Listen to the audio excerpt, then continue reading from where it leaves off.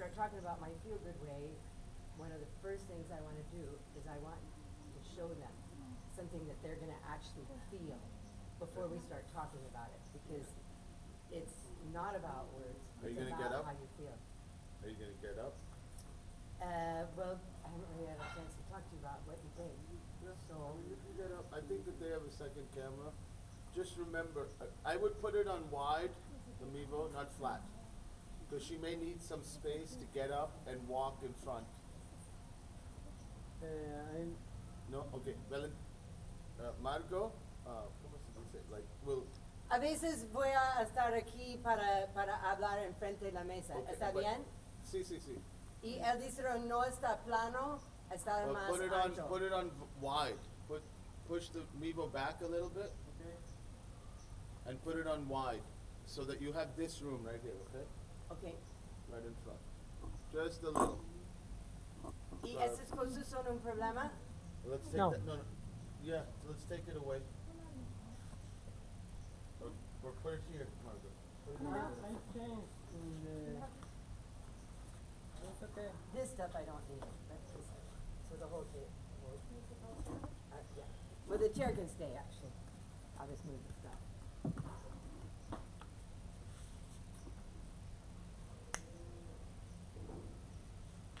It's the ghost spirit of. Her angel's sitting on that. Exactly. We have a lot of spirits flying around. Everybody that walks in here, their spirit seems to stay, and even though we have no roof, they just want to keep flying around here. All set, brother? Perfect. So tell me what you were saying again. Start with a what? Just, I don't want to use the word prayer, but, you know, like, just something of the day, of Friday, or. Yeah, my plan is to, it's gonna be like a party, like Yeah, yeah, I celebrate know. and, Okay. in fact, I might start Do whatever you standing. want. Okay. Or maybe this.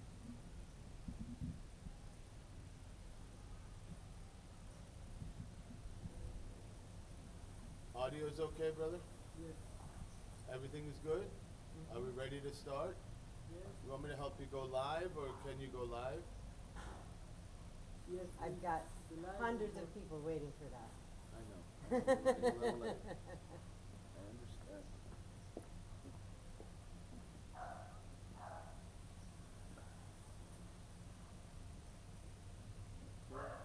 I'm correct and the intro is coming. Oh, so you're already live?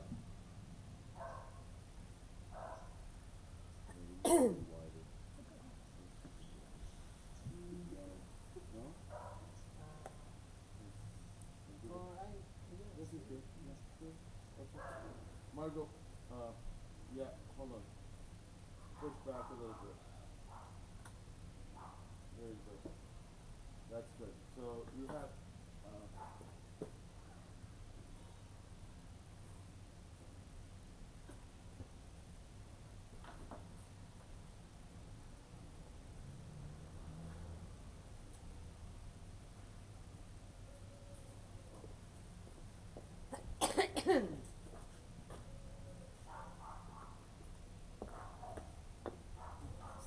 Okay.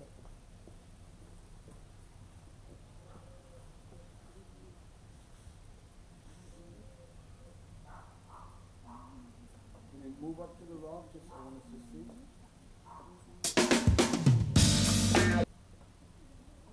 I'm gonna push it back a little more, brother. Just so she has a little more play to move. When people are talking, they don't have a. There you go. Now you go. That's a camera. Yeah, that's the live camera. right on. Okay.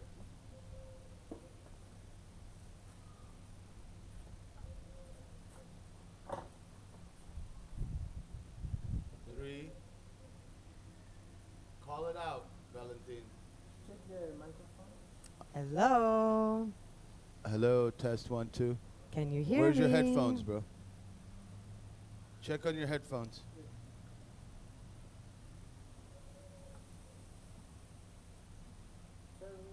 All right.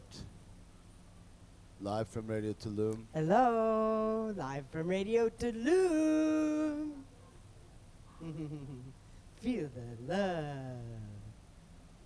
I listened to some of the Happy News shows on the way driving back from. Fun, work. huh? They're really good. They're good. I mean, one Oh, of you the. mean the ones you made? Yeah. Yeah, they're great. I love them. Yeah, it's fucking great. I listened to Awake Now this morning, and I love it. That's not really me. No, I know, but it's But a really. the Happy News show is more like. Yeah. Okay, come on. Yeah, No, they're the really great. format of Awake is, it doesn't have to be, that's a serious show, but the format, you see how it breaks into music, poetry, Yeah. stuff like that. But anyway, doesn't matter. We do what you want. All right, we're ready. Call it out. Call it out. I put the intro. I don't take the balance for you. It's okay. Don't worry about the intro. Let's just go live, but just call it out. 5, 4. Okay. Alright, ready to the podcast. 5, 4, No, hey, silent on the set. Silencio de, ¿cómo Oh, welcome to my Feel Good Way. Silencio en set. I'm your host, Margot Gunther, coming to you live from Radio Tulum. Vámonos! It's Friday, time for my Feel Good Way podcast, coming to you live from Radio Tulum. Feel the love. I am so excited. I've been waiting for this Friday for so long, maybe my whole life. And I'm so happy to be here with you. Thank you, thank you, thank you for being here. Blessings, blessings, blessings to us all. So here we are. It's Friday, and this podcast is going to be so much fun. We're going to celebrate. I got my party dress on. I got my party glitter shoes on. We're going to have us some fun today, and I'm really, really grateful for all the beautiful stuff. And we're bringing this from one paradise to your paradise. Thank you again for being here. So today on the set, we've got Mandeep. He is the creator of Radio Tulum, and he's going to help us figure out just what is my feel-good way, who's Margot Gunther, the host, and what the heck are we going to learn here. So thank you all, and here we go. All right. I just want to say welcome, Margot, to our family. It is so exciting. At Radio Tulum, you know, we are trying to be proud members of the one great durable order called humanity, and to discover the human condition, to investigate it, to dwell deep into it, and to make ourselves feel good, to find ourselves. And we're so excited to have Margot do this My Feel Good Way class, because we all need to feel good. And I'm just excited. Hello, Margot. How are you? Hi, Mandeep. Thank you so much for inviting me to do this. Oh, it's no. such a dream come true. We've been waiting for this since you did your first Feel Good class here at Radio Tulum. I think in one of the beginning times when we were still constructing a long while ago. So, I have a really funny story about that. okay, why don't you tell us?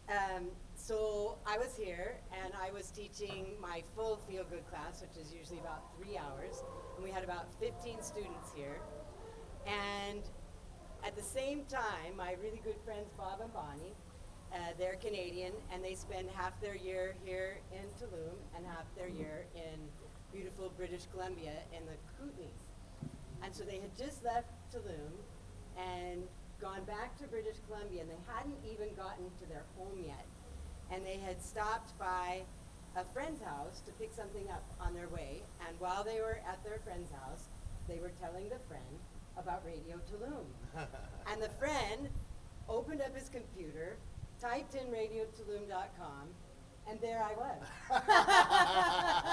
teaching this class. And I was at the part where I talk about the importance of drinking enough water to keep your fascia from getting stuck.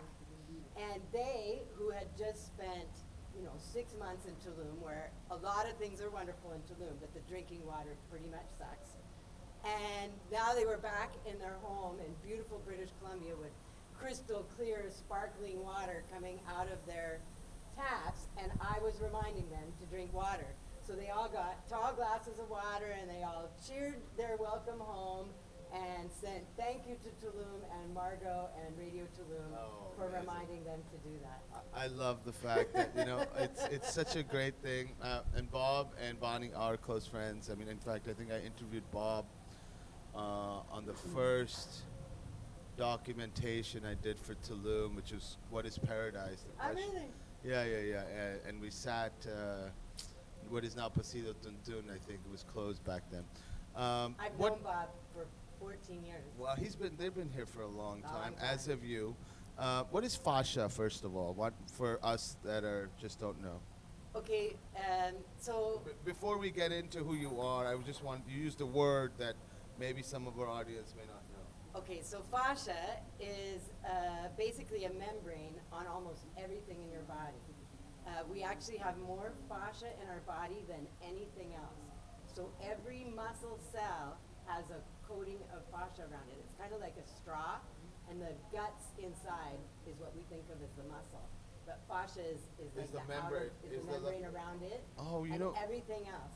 And its purpose is to keep us from getting stuck together. But because we don't even know we have it, we don't take good enough care of it, and it goes so far as to join the other side and becomes the thing that sticks us together. You know, it's funny you bring up this word. You finally defined a word to a concept that I've been thinking about our bodies as we grow older. As we grow older, I feel like we start to create a resin around this sort of layer. Absolutely. You know, and that resin gets thicker and thicker, and we need to try to figure out on how to dissolve that resin as we grow older, because I think the whole thing about life is to grow old well.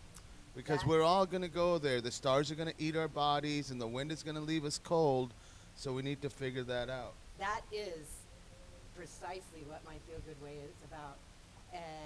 And a big part of it is how to live and age gracefully. And I don't use the word resin because I have the scientific word for it. But resin is exactly what happens to fascia. We spend too much time in one position, we don't drink enough water and other things, and then we get stuck in those positions that we're really familiar with because we've seen, you know, maybe our parents and grandparents and other elderly people go through it. And it's Well, humans have this really terrible way of forming habits, and for us to break those habits, it's a challenge, right? It's such a challenge to find and the funny thing is we know the answers. We know subconsciously what we need to do, and I'm not sure if the feel-good way is to also. I often believe that it's by doing some actions that create the side effects of wellness. You know what I'm saying? Like if we chase, like if somebody has to go to the gym, or they go do this or that, or you know, it becomes another religion. Yeah. And that religion creates like a sort of resentment, almost a subconscious resentment that I have to do this. But you know, that's why I often say that, you know, try to create your life of actions that the side effect, that not even noticing your life changes.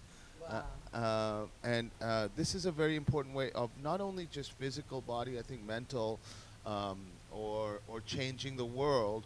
We have to think of intellectual ways on how to fool ourselves, so to speak. You know, it's just so to speak, to have a different way of life without even noticing. Okay, so that is one way to describe exactly what my Feel Good Way is. Okay. Except for it's not difficult, it's actually fun and easy.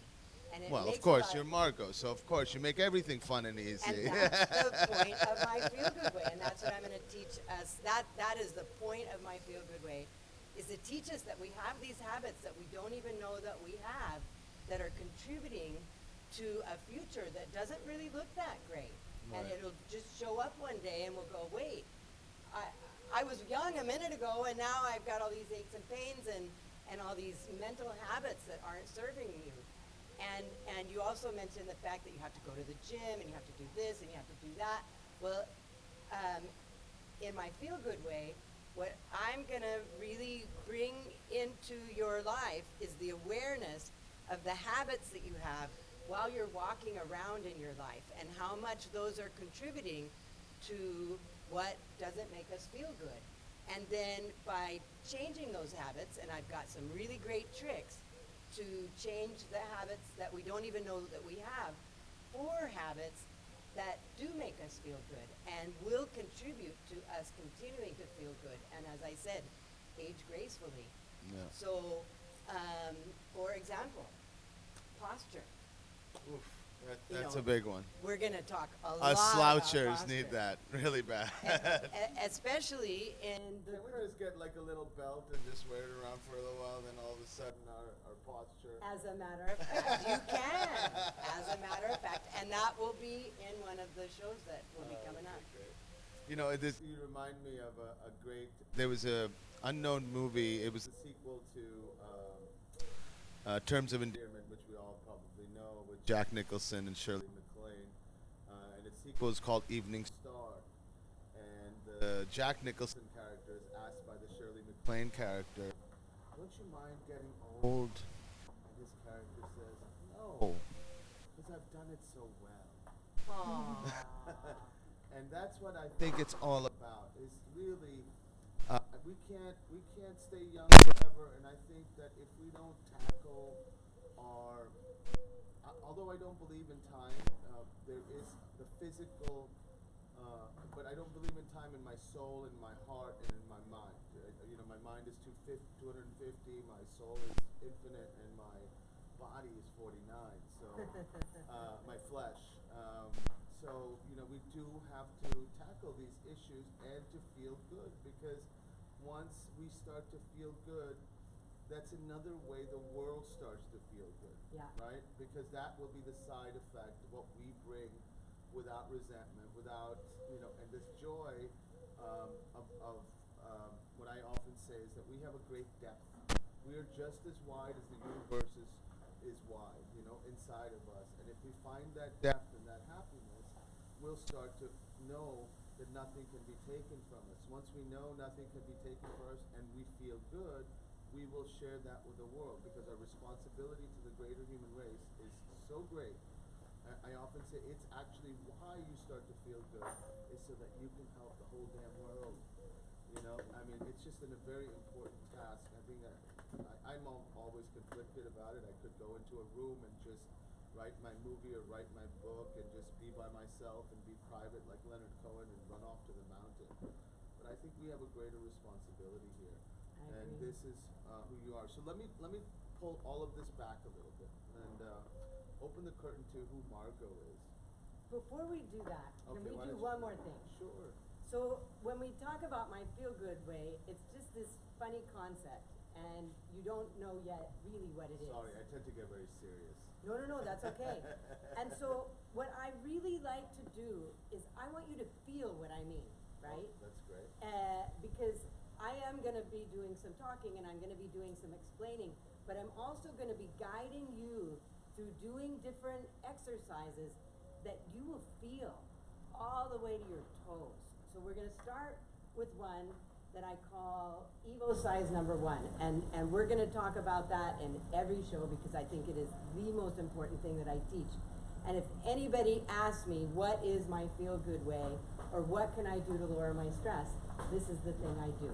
So, okay, so I want everybody out there in Radio Land and everybody here in Radio Tulum Land, including you, Mandeep, I want you to just put your fingertips on your temples and press deeply, and then start making circles there. And they don't have to be really meditative circles, they can go kind of fast. And then keeping that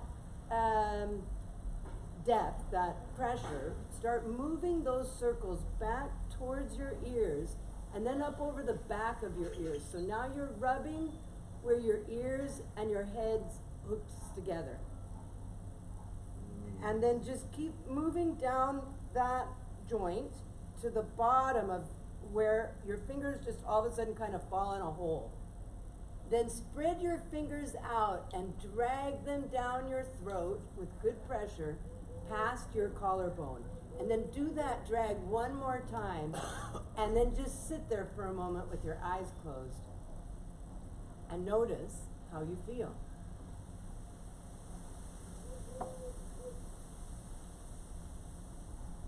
And then when you're ready, go ahead and open your eyes and just look around the environment that you're in and tell me, did anything change?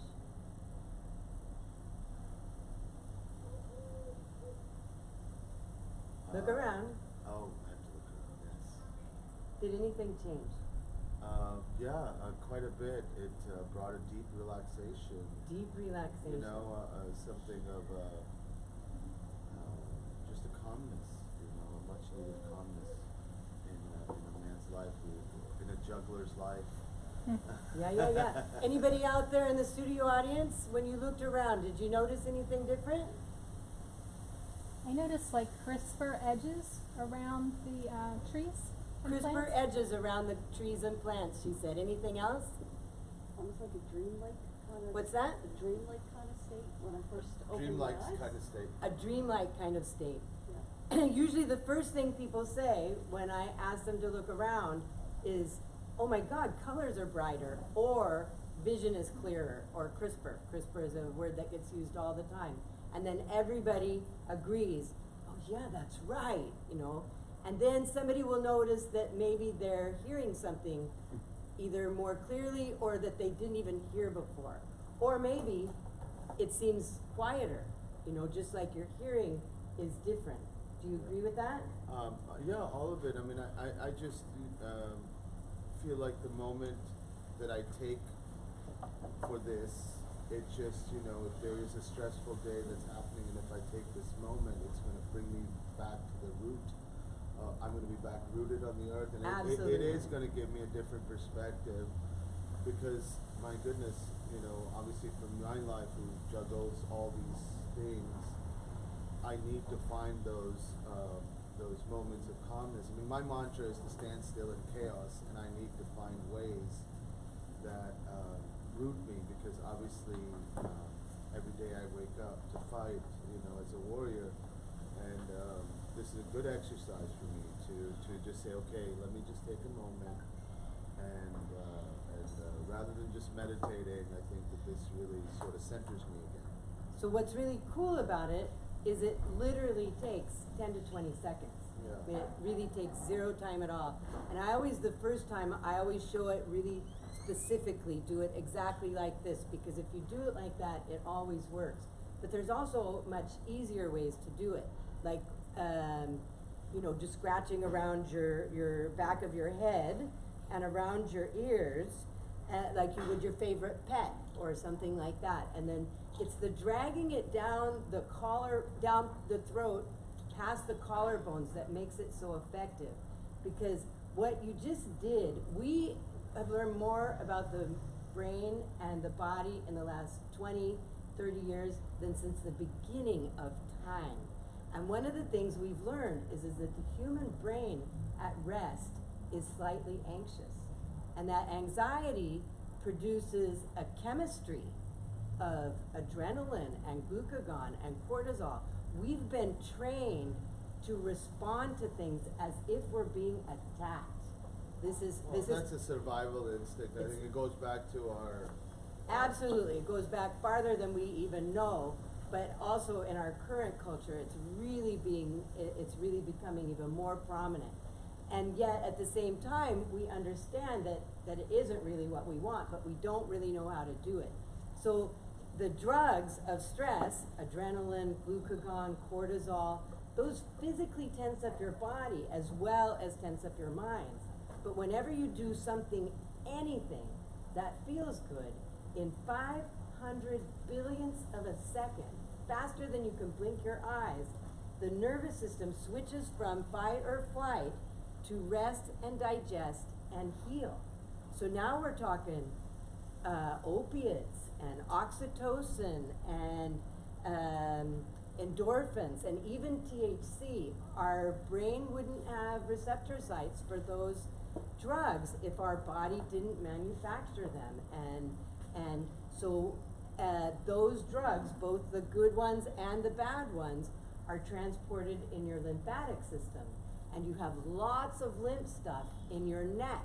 And so when you've just done something that feels really good, especially around your head or face, you've got big doses of the feel-good drugs. And when you drag it down your neck past your collarbone, you dump it straight into the heart beats and sends the healing chemistry out to every single cell in your body in the time it takes to blink your eye. And so by doing that frequently, you're going to actually retrain your nervous system into understanding that feeling good is what you want instead of stress. At this point, stress is an addiction. Yeah. And we are feeding that addiction, and our brain thinks that's what we want. So the brain is walking around giving us more and more of these things to bring us stress. Look at the movies we watch, look at the games we play, look at the sports, look at traffic, look at all these different things that we do that is the brain bringing us more and more stress because it thinks that that's what we want. So we have to literally train the nervous system that that's not true. And so that's what my Feel Good Way is really all about. So we're going to talk about a lot of different techniques, both about the physical body to end the chronic pain that so many people are in, and also the nervous system things that will really, really change our lives. Everything is about habit. We're a habitat. And so we're going to trade in our old habits for really fun and easy new habits. And the brain will get it really quickly that this is more fun. You totally. think it changes our habits? In studies with functional MRIs, they've taken people that have never done any kind of self-help or mind control or any kind of meditation or anything like that ever in their whole lives. And they've taught them to do anything that feels good for at least 10 minutes a day. And they don't have to be consecutive minutes. And in as few as 4 days on the functional MRI, they can see a physical brain change. The actual brain changes, and what changes is how the brain processes stress. I mean, I'm not skeptical. I don't think that that's the right word, because I fear in the age of instant gratification, in the age of take a pill or anything, any aspect, is we live in this, give me something that will change me like this. You are actually offering something that is sort of like, do this and all of a sudden your life will change. And this really is a great lead-in on how you discovered and when you started discovering that this really works, you know, and why. Okay, so, it started. And I do want to go back to this instant gratification, because that's really crucial for us as a human race. But let's start on how you discovered all this stuff. Okay, so there I was, a typical American female. I was Seattle, Washington? Well, I'm from Washington State, but I'm from the more conservative eastern side of. I'm not particularly conservative, but that is where I'm from, right? And that was part of my stress, actually. So I was a typical American female. I was overweight. I smoked cigarettes. I was in a job that I didn't particularly enjoy. I was in a relationship that really wasn't right for me. And over the years, I had also developed some chronic pain. And, I wouldn't have called it chronic pain at the time because, what happens with chronic pain is it comes on, slowly usually and just gets worse and worse over time and you get used to it. And it's just how life is. And you start taking more ibuprofen or whatever. And then, I had started, giving up some activities that I enjoyed. Kayaking was one of those, and Was it lower back? I had Like a most people? severe Sciatica. sciatica. It was chronic subluxation of my sacroiliac joint, which caused Sounds complicated. pressure on my sacroiliac, on my sciatic nerve. And so I again, a typical female, I never missed a day's work. My bed was usually made, my dishes were usually done, I never missed a good potluck. Yet, I had started, getting rid of some activities, and some of those were at work. At that time, I was a registered nurse who worked in long-term care. And I had just gone to massage school and was opening up my spa on this beautiful mineral lake. And one of the things that I had manipulated in my life to manage my chronic pain was at work. I volunteered to make the schedule each week so that I could schedule myself as the charge nurse and not the medication nurse. Because the medication nurse has to push around this really heavy cart, they have to open and close these really heavy drawers, and they have to do a lot of bending and lifting and stuff like that. And so one day I came to work and somebody had called in sick. And when I realized that I was going to have to be the med nurse that day, I burst into tears in front of everybody, sobbing. And that was my wake-up call. That was when I understood, oh, this has gotten serious. And I guess I'm the one that's supposed to do something about it, right? Like You can't avoid it anymore. It had never even occurred to me that this was something that I had to do something about. I was just doing it. And so at this point, what most people from my culture would have done is made an appointment with their doctor. And the doctor would have prescribed them some opiates or something to manage my pain. I would have gotten addicted. I was just the type. And then he would have referred me on to a surgeon. And the surgeon would have believed to the tippy toes of his feet that the only way I was going to get better is if I let him cut on me. And then when he would have said the part about, 8 weeks off work with pay and drugs, I'd have said, sign me up, baby, this is going to be great, except there's one problem with this story. I come from a barbaric land where they don't believe that their citizens deserve health care. Yes. And because I was only working part-time as a a nurse, nonetheless. I was only working part-time, so they did not have to provide me with health care. And so I didn't have insurance, so even going to the doctor, let alone having surgery, was completely out of my capability. I just had no way of doing it. And I was desperate, I was looking at, oh my God, it hurts to stand, it hurts to sit, it hurts to lay down. It's not like I could just go get trained to be another kind of worker. I might have ended up on disability, except again, I'm from a barbaric land where I might not have gotten disability. Well, you come from a land, or we come from a land that's become increasingly barbaric since the late 80s. I mean, I think that there was a time in our land that we took care of a lot of people. I mean, from FDR on down, at least there was no health care, but there was other ways that they would give you a vacation or I just want to say that I mean, we brought in the political, and it is a fucking, that's why we're living in Tulum. That's one of the reasons, actually. So anyway, I was desperate because I was looking at either disability or the fact that I might not get disability, and this is how people become homeless. Yeah.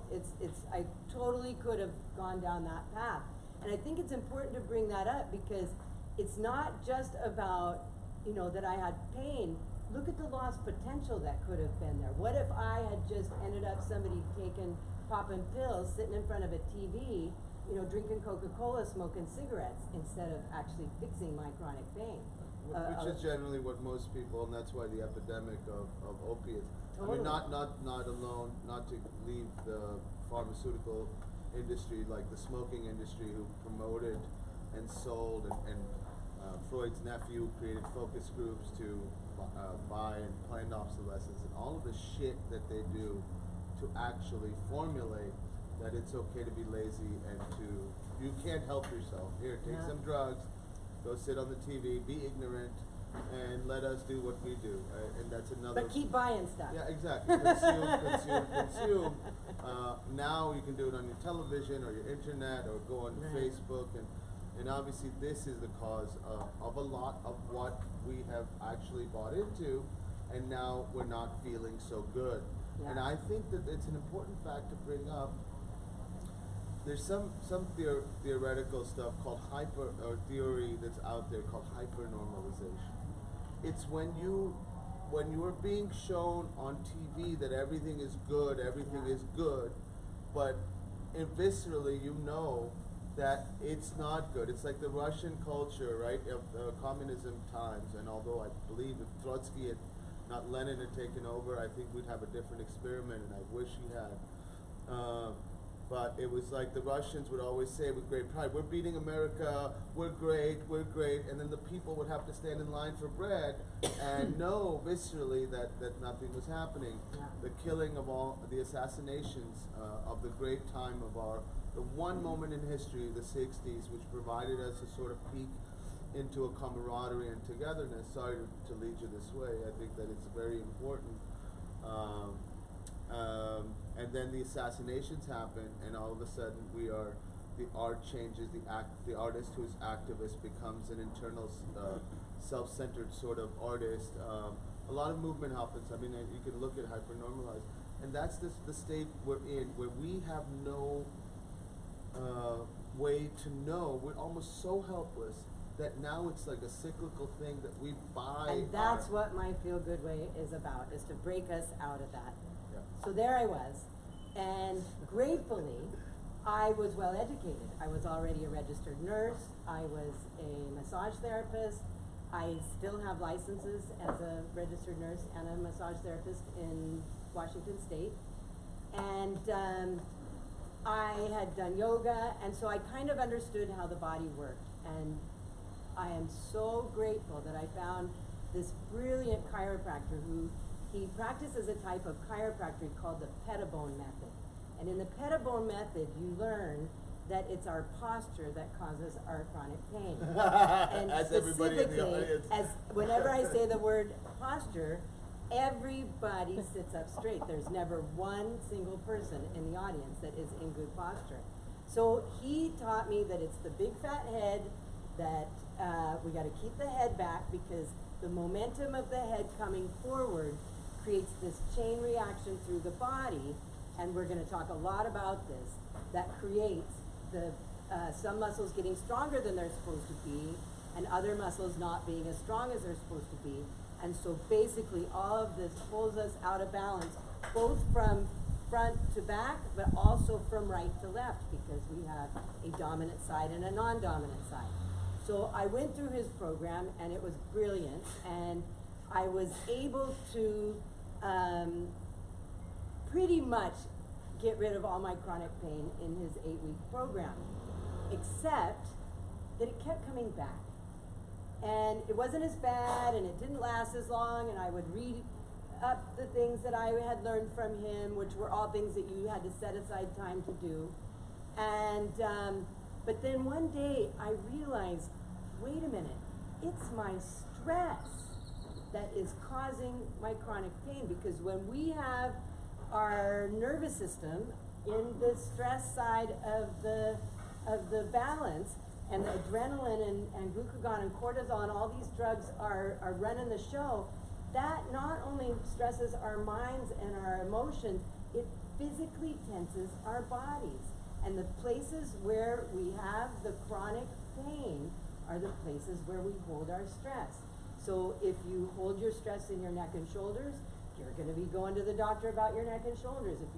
If you clench your butt and your low back, then you're going to be going to the doctor complaining about low back, and so on and so forth. And so I already knew a lot of stress reduction techniques, and a lot of the things that I actually teach as part of the Feel Good Way were already things that I knew about, but I wasn't doing them. And that's the difference. And that's what my Feel Good Way really changed in my life, was I put things into my life to make sure that I was doing something, anything that felt good really, really frequently throughout my day. And a big part of what we're going to talk about over these podcasts is how to do that.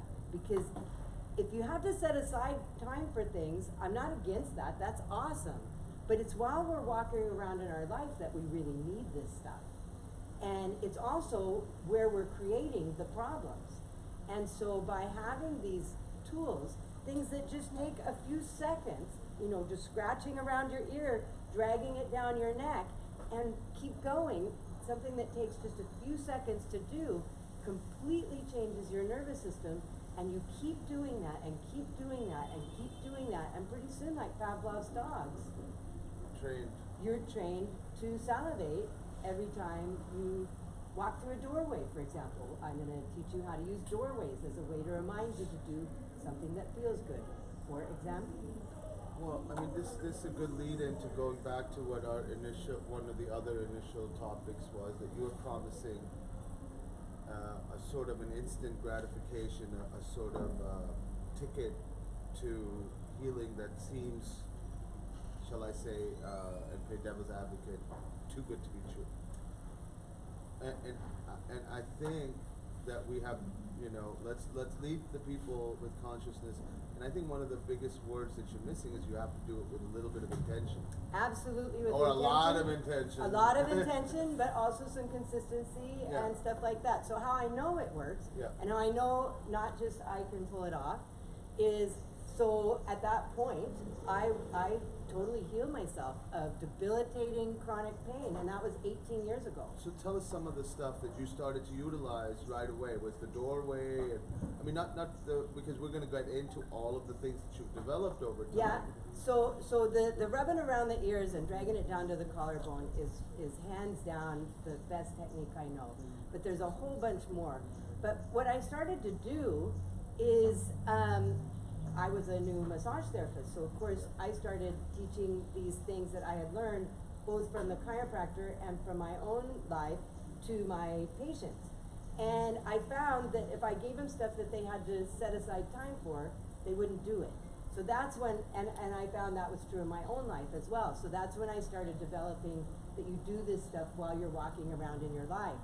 And pretty soon I started a protocol where I would see people 4 times in 2 weeks, and the first time I would give them a lot of information, and it was a little bit overwhelming, and I would give them quite a bit of homework, and then the second time they'd come, I'd say, so how did the homework go? And they'd go, so the second session was cementing in more reasons to do the homework, ways to make the homework easier, and then usually by the third time they came, they were out of pain and in tears often, you know, bringing me presents and stuff. I had one woman, she had been on disability, on heavy duty drugs for over 20 years, and she told me that she woke up for the very first time in over 20 years out of pain. Now that's a huge thing. And I did that for many years in the state. So in the state of Washington, we were allowed to take insurance for payment for massage with a doctor's order. Oh, it's not so barbaric. Yeah, if you have insurance. If you have insurance. The insurance companies have figured out how to get kind of out of that since then. But at that time, it was usually a doctor would write you a prescription for 6 massages. So I would kind of manipulate the system a little bit, and I would see them 4 times for longer. And that way I could get all the information and get them to really come onto the program. And it worked. For years I did that with patients, and the doctors really got it that, hey, let's send them to Margot. She's doing a really good job there. And this was all taking place in Soap Lake, Washington, home of the healing waters. So then I moved to Mexico. Okay, let's not jump so fast. Quick, you know, what happened? Why did you pick Tulum right away, or Mexico first, and then you got to Tulum? Because I do want to talk a little bit of our beloved Tulum. So tell me what made you leave the land of the healing waters in Soap Lake to say, fuck it, I'm out of here, I'm out. It was an accident. As a lot of the good things in life are, which later figure out that it was meant to be. This friend of mine, I used to joke, I was a leader of my community. I was on the Chamber of Commerce and on all these different, committees to make things better in Soap Lake. And one of the jokes I used to make was, I could be working in a yoga resort in Costa Rica or something like that. It was just a joke, right? Well, this one friend of mine, he kind of took me at my word, and he sent me this website of this place that's in the Siancon Biosphere, which is not far from Tulum, and it's a biosphere reserve that is just like, it's like Gilligan's Island almost. These beautiful white sand beaches, and the place that he sent me the link to, it's called Chamach Dos, and it has just like little grass huts, and people stay there. And so he sent me this thing, and he said, they're looking for a manager. And I said, well, I'm not looking for a job. And he said, well, just talk to the guy. And he'd already told the guy that I would be perfect for this job. And I'd never even heard of Tulum. This was in 2006, and most of the world had not heard of Tulum yet. And so he said, just talk to the guy. So I did, and the guy talked me into coming down here, and literally 4 days later I was here, saw the place, took the job, but I thought I'd just be here for the winter, because that was their high season, and my high season was summer.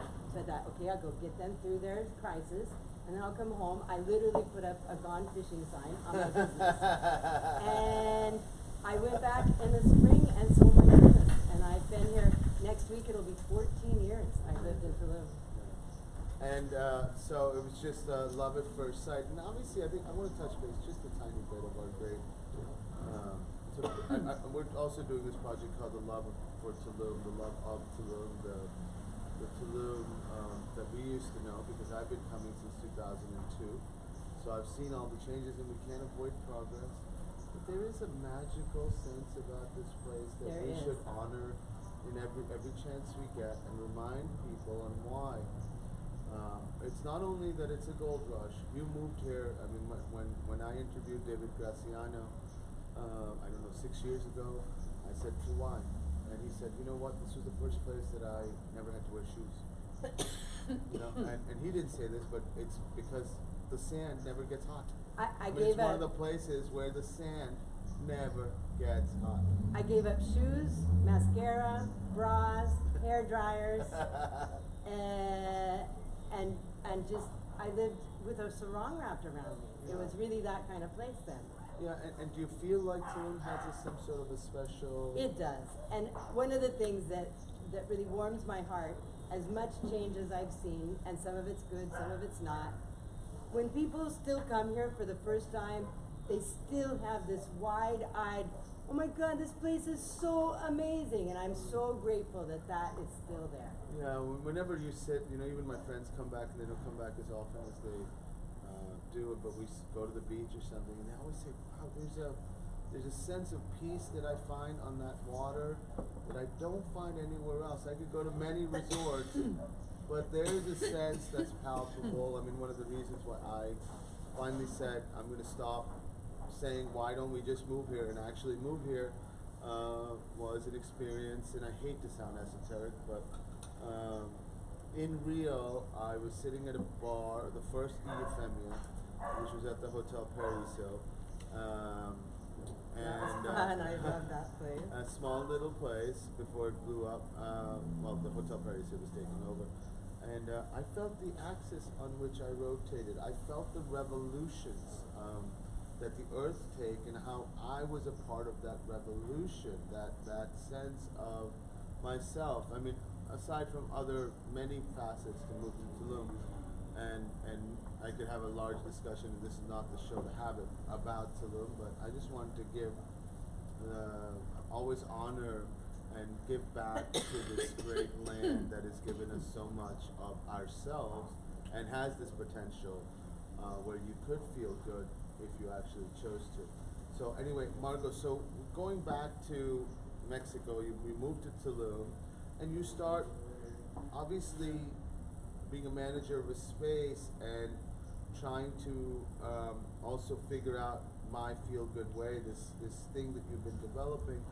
When do you feel like you said, okay, you know what, this is something that I can share with the world, and why did you want to kind of create it as a, I mean, you're already a massage therapist, you're already Yeah. doing it, but there's got to be some point where. So I was 2 years at Chamach Dos, and then I spent almost 6 months living in Punta Allen before I moved to the Tulum beach here. And when I was in Punta Allen, I started teaching movement classes. I didn't want to call them yoga because I wasn't a trained yoga teacher, and I also brought in Qigong, I brought in some other things, including lymphatic stuff, and I just really taught people how to take care of their body in an hour of movement. And we didn't really know what to call that. But my friend Nikki Allen in Punta Allen, the proprietor of Serenidad Chardon up there, go see Nikki, she started calling it, let's go do that feel-good stuff. And so that's what we started calling it. And then I moved to Tulum, and I started doing massage here.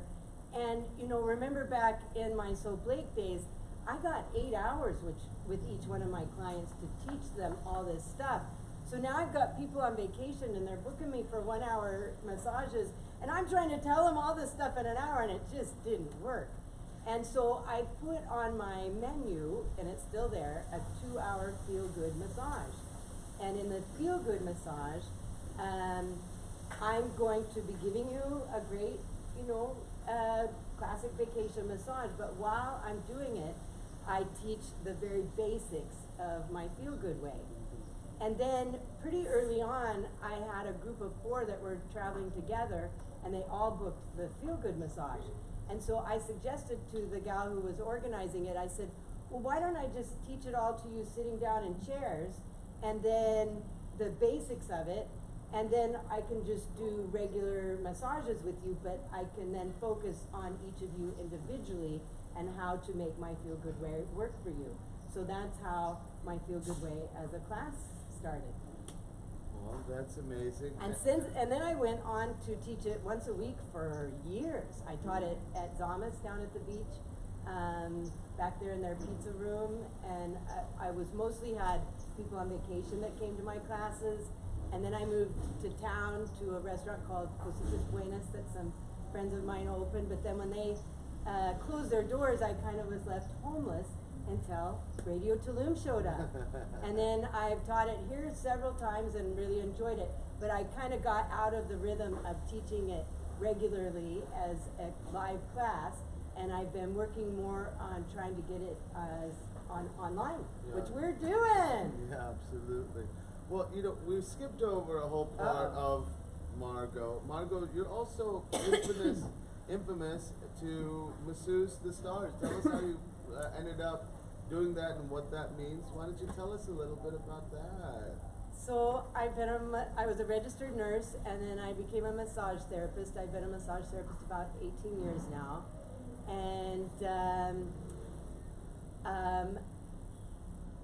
I've been I started my own spa business here in Tulum, and I've been going to beach hotels and beach houses for many years here in Tulum. But one of the changes that's happened is that a lot of the hotels don't allow outside therapists to come in anymore. Wow. So, so now I have my home studio in Tulum, Pueblo, and I got kind of famous online because of the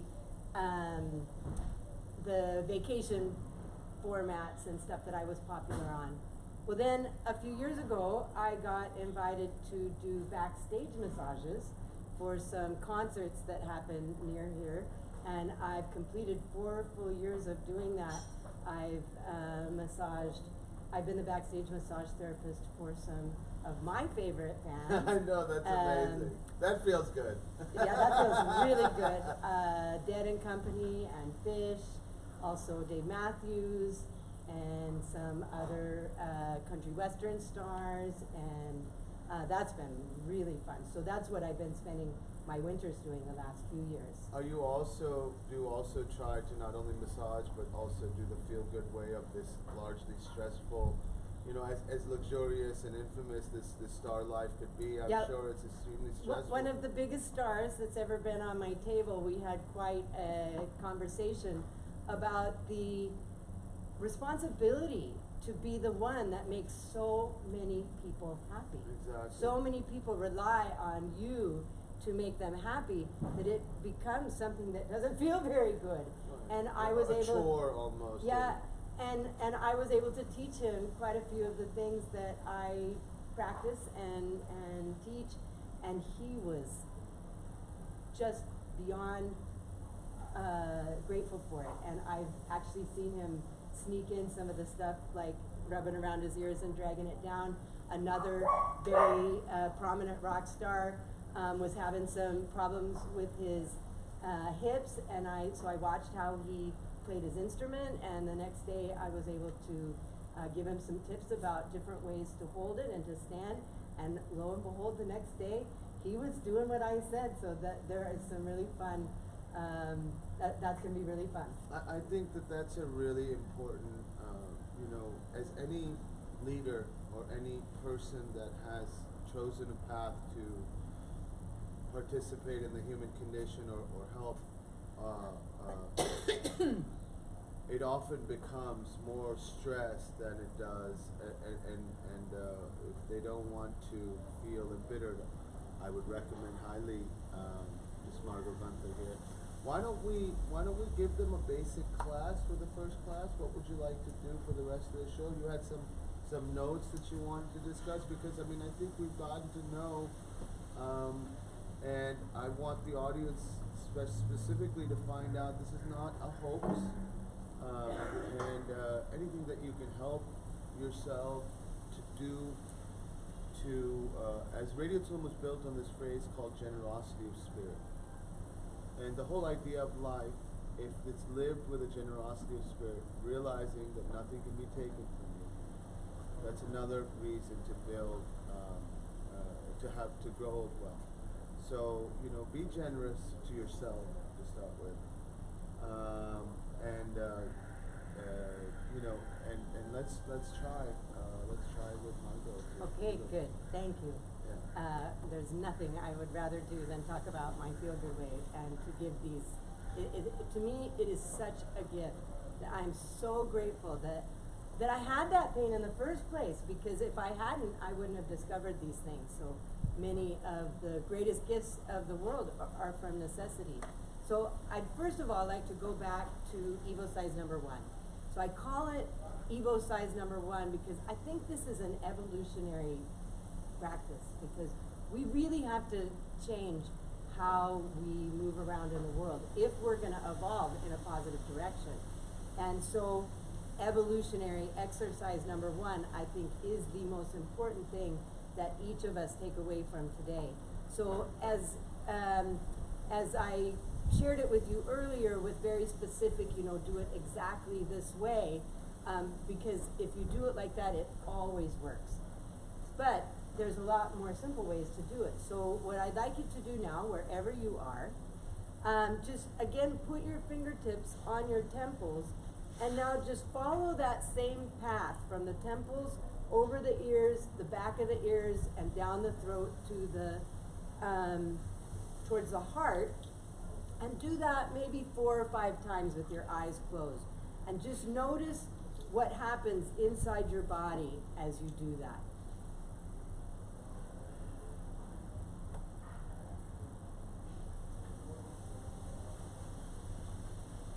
Anybody out there get chills? Maybe goosebumps? And a lot of people often do it in a very meditative state, which is totally valid, but it doesn't have to be that way. It can be just really quick. And the chemistry, you know, we think about life as vibe and all those kinds of things. This isn't hippy-dippy woo-woo stuff. This is how the body works, you know?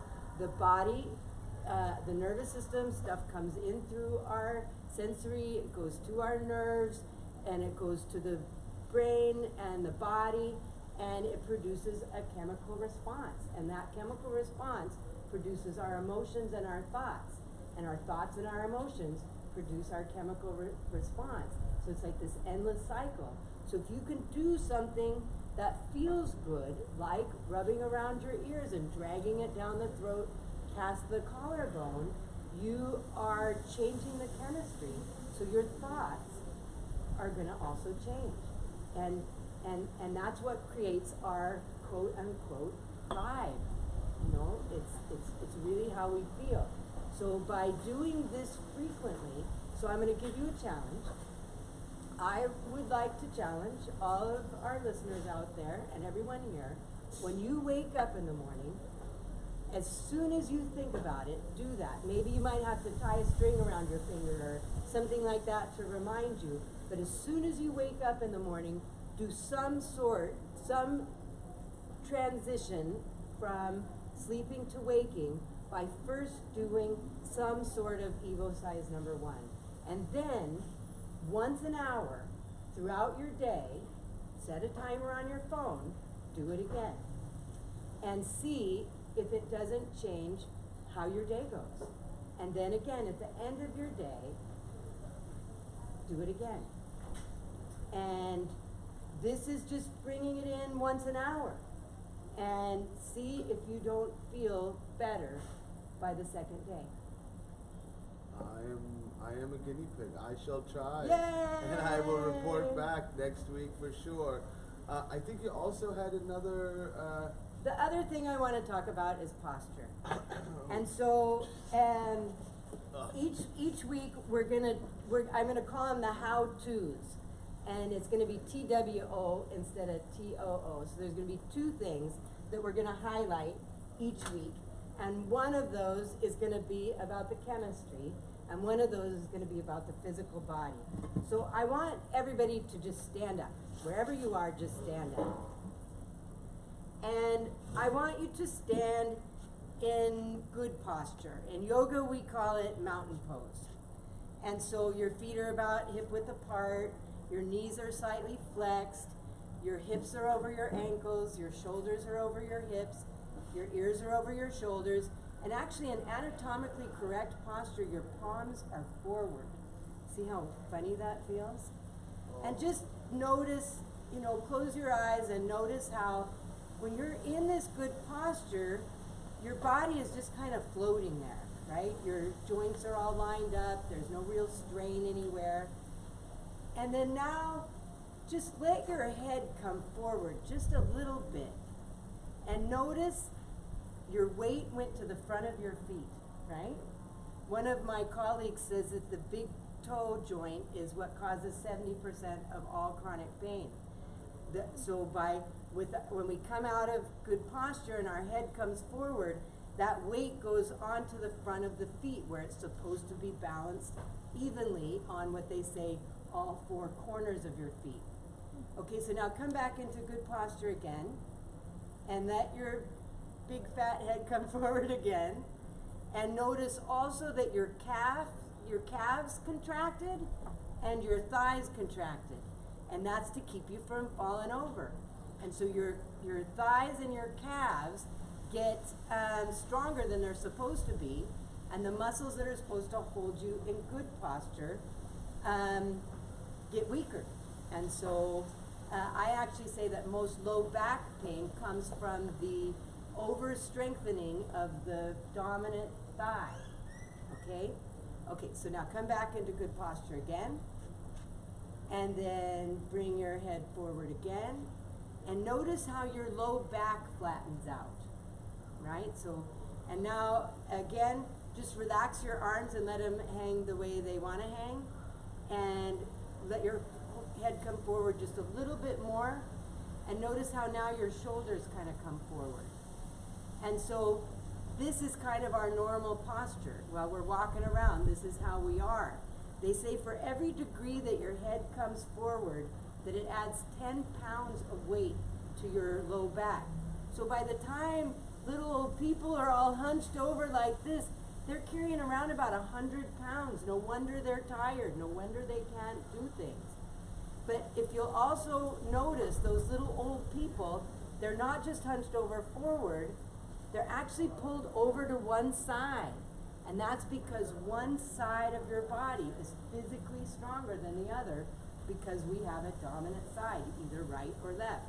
And we use that for everything.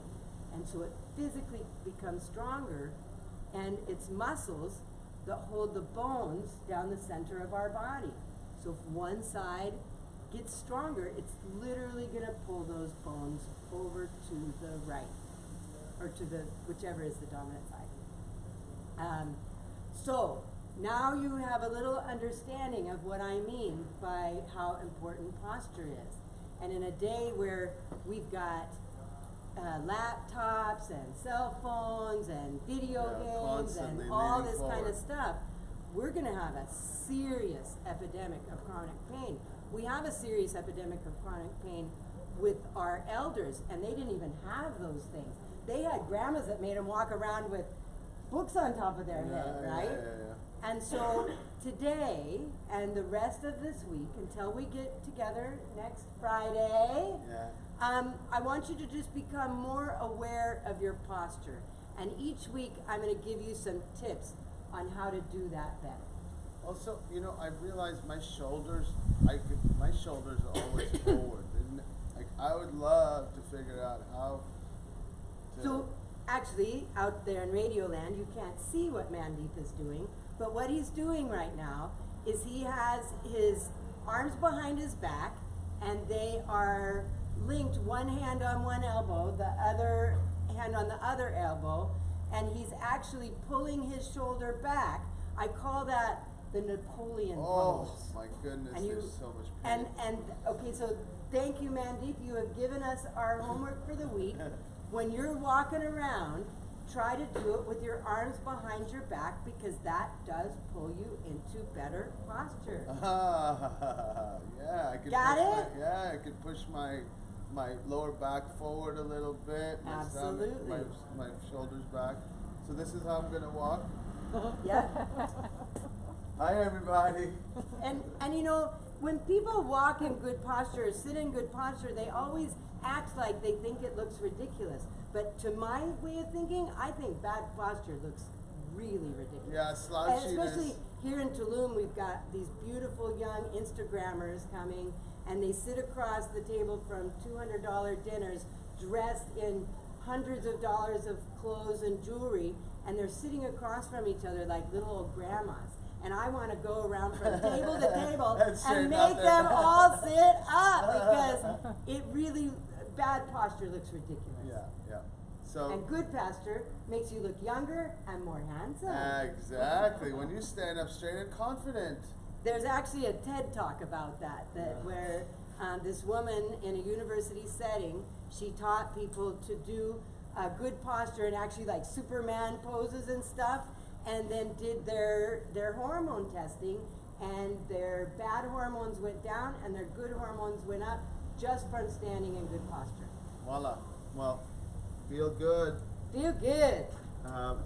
Why don't we just say, why don't you say some last thoughts to the thing, and I will close it out. If you want to close it out. Yes, please. Okay, so again, I want to thank you, everybody who tuned in today and showed up here in our studios live. I want to especially thank the crew from Radio Tulum. Mandeep, thank you so much for inviting me to do this here today. And Valentine, our engineer, has been doing all kinds of beautiful things behind the scenes. And thank you, Marie, over there. She's been a big help in making this happen. I want to thank my friend Gabo Gonzalez, the groove master at Miss you, Gabo. Miss You Gabo. He composed some music just for our theme music. And Nikki Allen again for the beautiful picture that we're using. And as I said, this is a production of Radio Tulum. Check Radio Tulum out. Go to their website. It's a 24-hour-a-day, 7-day-a-week radio station. There are podcasts that you can get on Spotify or iTunes. like us on iTunes, please, and leave a leave a good or a bad, or just talk to us. We're not afraid of the good or the bad. It's just talking. Radio Tulum is also a hostel, so you can stay in paradise, and they have amazing Indian street food. I mean, it is so delicious. We're a hotel at the moment. We're building the hostel. Excuse me. With 5 individual rooms, and everything goes to support. Radio Tulum is a production think tank more than anything else. The radio is just a platform, and we're increasingly working towards every genre to investigate, to help the human condition. It is a force, a movement, and much more. We won't be defined. We will do everything in our power to participate in the human race, to affect the human race, to affect humans, and entertain, of course. There's no doubt that we won't entertain, but we will do it with the strength and integrity, and we will bring people what they need, not necessarily what they want, because generally we're all lost in the slew of information, and we hope you like good content. Join us, and if you don't, maybe you'll find us along the way, and Let's continue this conversation. Go to our Instagram pages. Mine is Margot Gunther. Our Facebook pages, I have one called My Feel Good Way. Radio Tulum's got one. Let's keep this conversation going. Go tell people what you thought about it. Share the links when you see them. And I'm also available for massage if you come to Tulum. One of the greatest masseuse therapists there is. And I also teach this stuff online, so go to my website, myfeelgoodway.com, and there's a whole page on classes that I can teach you through video calls, or I can come to where you live and teach it to your friends and family, your workplace, whatever. So thank you for being here. Again, from our paradise to yours, feel the love. All right, How do you feel? We feel good, Margot. Woo, baby! Thank you for joining us. This has been a production of Radio Tulum. Always go out and support your independent voices, because those are the voices that are going to set you free. And those are the voices that are going to call out the darkness and lead you into the light. Feel the love. This is Radio Tulum. Blessings to us all. Woo! First one down. That was amazing. Oh my gosh. Amazing. Love it, darling. Thank you so much. And we did the full hour. Yeah, we did Amazing. good. That couldn't have been any better. That was really Excellent. super. Couldn't have good.